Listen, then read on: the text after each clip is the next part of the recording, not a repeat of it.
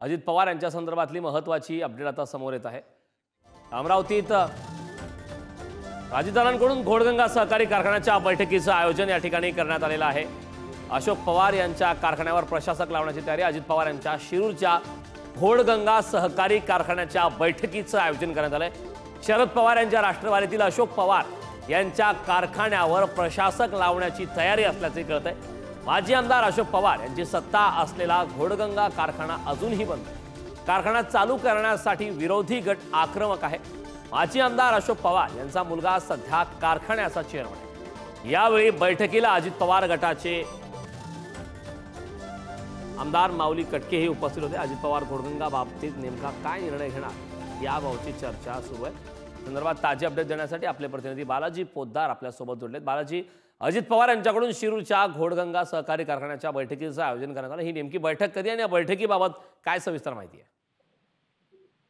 बैठक पर्यंत आता सुरू आहे। सहकार मंत्र्यां सुद्धा या बैठकीला उपस्थित आहेत। पुण्यातल्या साखर संकुलमध्ये अजित पवार ही बैठक घेत आहेत।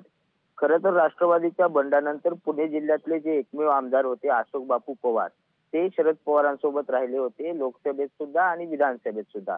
त्यानंतर अजित पवार आणि अशोक पवार यांच्यातलं राजकीय जे वैर आहे ते वाढत गेलं आणि त्यानुसार अशोक पवार यांचा पराभव सुद्धा शिरूरमध्ये करण्यात अजित पवारांना यश आलं। त्यानंतर अशोक पवार यांचा जो बालेकिल्ला मानला जातो तो घोडगंगा सहकारी साखर कारखाना जो आहे तो कारखाना सध्या बंद परिस्थितीत आहे। मात्र त्यावर संचालक मंडळ म्हणून अशोक बापू पवार यांचा मुलगा चेअरमन आहे।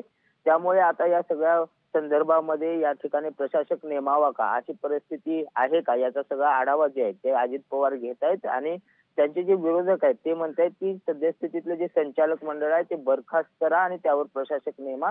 तर अजित पवारांकडे जे कारखान्याचे चेअरमन आहेत ते सांगतायत की कारखाना चालू करणं आवश्यक आहे। त्यामुळे आता अजित पवारांची जी राजकीय ताकद वाढवण्यासाठी पुणे जिल्ह्यातले जे अशोक बापू पवार राष्ट्रवादी गटात आहेत त्यांच्या कारखान्यावर काय कारवाई करता येईल या संदर्भातली ही सगळी बैठक आहे। त्यामुळे पुन्हा एकदा हा राजकीय संघर्ष होतो का हे पाहावं लागेल। आता 1:30 वाजता परत एकदा संचालकांची बैठक आहे आणि त्या बैठकीत काय निर्णय होणार हे पाहावं लागेल। यापूर्वी न्यायालयाने सुद्धा घोडगंगा कारखान्यासंदर्भात निकाल देताना राजकीय हितसंबंध बघून मदत करू नका असं म्हटलेलं होतं आणि कारखान्याला कर्ज देण्यासाठी शिफारस करावी असे काही आदेश आहेत का हे पहा असं ते सुद्धा म्हणाले होते। त्यामुळे नेमका आता या घोडगंगा साखर कारखान्याचा अजित पवार काय करतात हे पाहणं महत्वाचं आहे। सध्या तरी अशोक बापू पवार यांचा कारखाना संकटात असल्याचं आपल्याला पाहायला मिळतंय। करण नक्कीच बालाजी, खूप खूप धन्यवाद या सविस्तर अशा माहितीबद्दल।